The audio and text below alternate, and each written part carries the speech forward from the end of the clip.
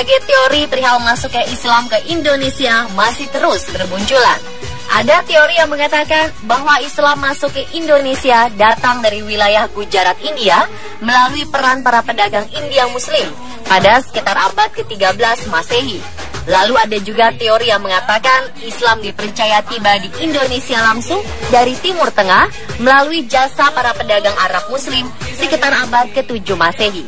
Sementara itu, pendapat lainnya mengatakan Islam tiba di Indonesia melalui peran para pedagang asal Persia yang dalam perjalanannya singgah ke Gujarat sebelum ke Nusantara sekitar abad ke-13 Masehi. Lepas dari asal muasal Islam masuk ke Indonesia, hal itu menunjukkan bahwa Islam telah hadir di negara ini sejak lama. Tak heran, hadir masjid-masjid yang juga berusia lebih dari 500 tahun. Lalu, masjid apa sajakah yang tertua di Indonesia? Berikut, Unespot telah merangkumnya dalam 7 masjid tertua di Indonesia.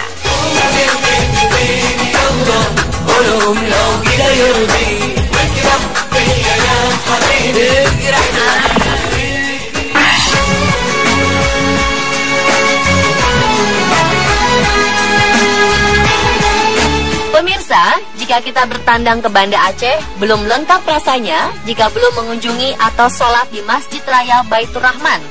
Sebenarnya terdapat 2 versi sejarah mengenai riwayat pembangunan masjid ini.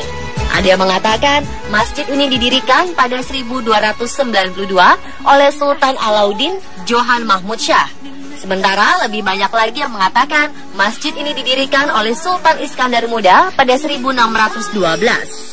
Dalam perjalanannya, Masjid Raya Baitur Rahman pernah dibumi hanguskan oleh Belanda saat serangan ke Kota Raja atau Banda Aceh pada 10 April 1873. Beruntungnya bangunan masjid memicu meletusnya perlawanan masyarakat Aceh demi mempertahankan masjid tersebut. Lalu pada 1879 hingga 1881, proses pembangunan ulang Masjid Raya Baitur Rahman berlangsung. Arsitektur bangunan yang baru dibuat oleh De Brucci yang mengadaptasi gaya Mughal dari India. Saat gelombang tsunami setinggi 21 meter menghantam pesisir Banda Aceh pada 26 Desember 2004, masjid ini termasuk bangunan yang selamat, meskipun terjadi kerusakan di beberapa bagian masjid. Maka upaya renovasi pasca tsunami pun sampai menelan dana sebesar 20 miliar rupiah yang berasal dari bantuan dunia internasional.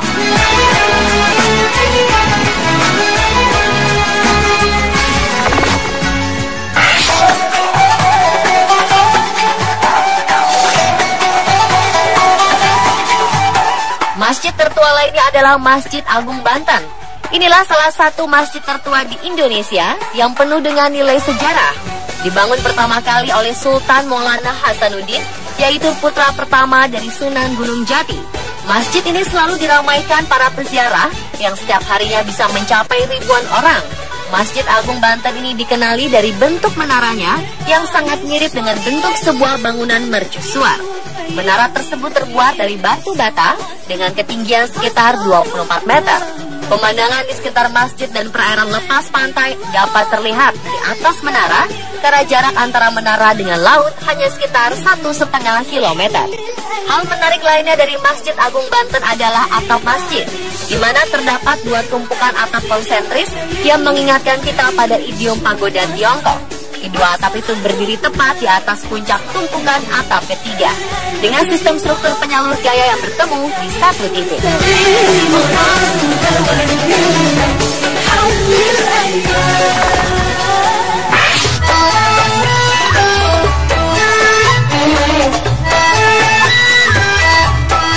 Kehadiran Masjid Sunan Giri tidak dapat dipisahkan dari sejarah penyebaran agama Islam di daerah Gresik, Jawa Timur, terutama yang dilakukan oleh Raden Ainul Yakin alias Raden Paku, salah seorang dai Wali Songo yang bergelar Sunan Giri.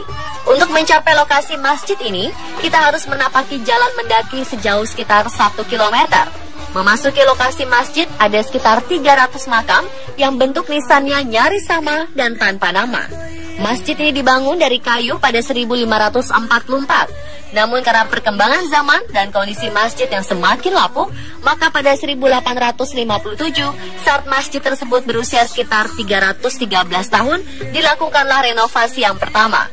Jadi Masjid Sunan Giri yang kita saksikan hari ini memang bukan masjid asli yang dibangun oleh Sunan Giri, tetapi bentuk arsitekturnya mendekati bentuk masjid yang asli. Sebagai peninggalan sejarah oleh pemerintah Hindia Belanda, masjid ini masuk dalam daftar Monumente Ordonanti pada 1931 dan sekarang berada di bawah pengawasan Direktorat Perlindungan dan Pembinaan Peninggalan Sejarah dan Purbakala Depdikbud.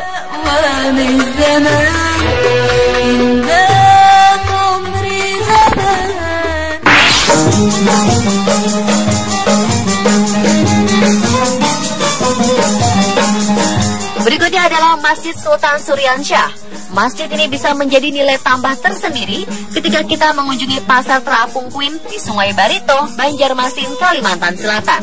Menurut catatan sejarah, masjid yang juga dikenal dengan nama Masjid Kuin itu dibangun di era Kerajaan Banjar di masa pemerintahan Sultan Suryansyah antara tahun 1526 hingga 1550. Sultan Suryansyah adalah raja Banjar pertama yang menganut agama Islam. Oleh karena itu, masjid ini dibangun dengan gaya arsitektur tradisional khas Banjar. Konstruksinya serupa rumah panggung dengan atap tumpang. Di berbagai sudut bangunan, kita juga dapat melihat ornamen-ornamen ukiran khas Banjar yang menghiasi dengan indah. Kekunoan masjid ini dapat dilihat pada dua buah inskripsi Arab Melayu yang tertulis pada bidang berbentuk segi 8 di kedua daun pintu Lawang Agung. Kedua inskripsi ini menunjukkan pada hari Senin tanggal 10 Sya'ban 1159 telah berlangsung pembuatan Lawang Agung atau pintu utama oleh Kiai Demang Astungkara pada masa pemerintahan Sultan Sepuh atau Sultan Tamjidullah I, yakni tahun 1734 hingga 1759.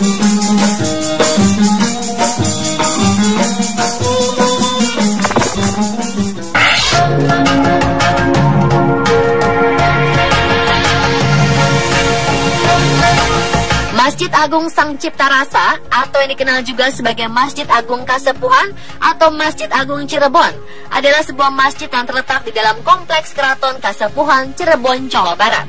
Masjid ini dibangun sekitar tahun 1480 atau semasa para wali songo menyebarkan agama Islam di tanah Jawa. Menurut tradisi, pembangunan masjid ini dikabarkan melibatkan sekitar 500 orang yang didatangkan dari Majapahit, Demak, dan Cirebon sendiri. Hebatnya, masjid ini diarsitekturi Sunan Kalijaga serta Raden Sepat, arsitek Majapahit yang menjadi tawanan perang Demak Majapahit kala itu. Konon, dahulunya masjid ini memiliki memolo atau kemuncak atap. Namun saat azan pitu atau azan 7 salat subuh digelar untuk mengusir Aji Menjangan Wulung, kubah tersebut mendadak pindah ke Masjid Agung Banten yang sampai sekarang masih memiliki 2 kubah.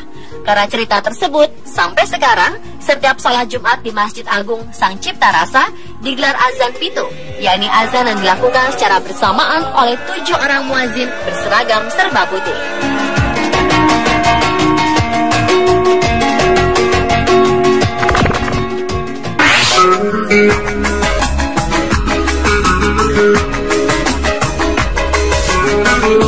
Sekitar abad ke-15 berdiri Kerajaan Demak di Demak, Jawa Tengah yang didirikan Raden Patah. Bersama Wali Songo, Raden Patah kemudian mendirikan masjid yang karismatik ini.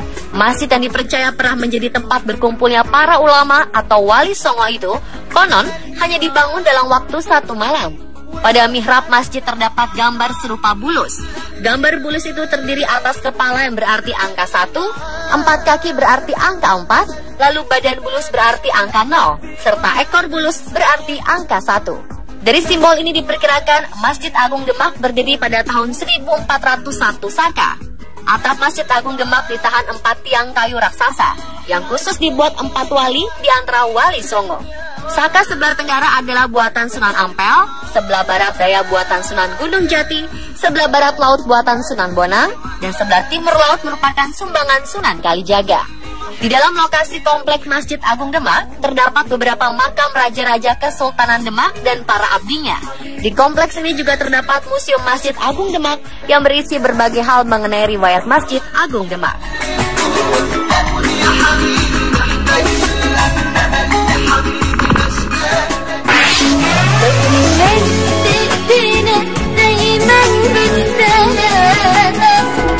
Dan yang terakhir adalah Masjid Ampel. sebuah masjid kuno yang terletak di Kelurahan Ampel, Kecamatan Semampir, Surabaya, Jawa Timur.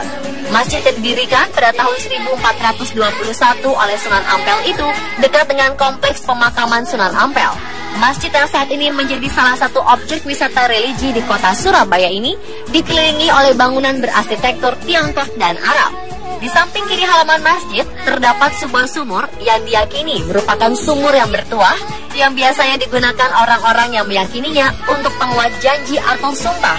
Masjid Sunan Ampel dibangun dengan gaya arsitektur Jawa kuno dan nuansa Arab Islami. Dari bangunannya, tampak masjid ini masih dipengaruhi dengan alkulturisasi dari budaya lokal dan Hindu-Buddha. Kabarnya, bahan kayu jati yang digunakan untuk membangun masjid tersebut didatangkan dari beberapa wilayah di Jawa Timur dan diyakini memiliki karomah.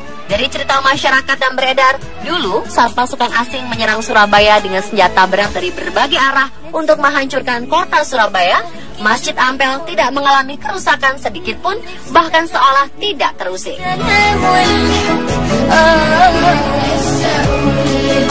Pemirsa, itulah 7 masjid tertua di Indonesia versi on the spot.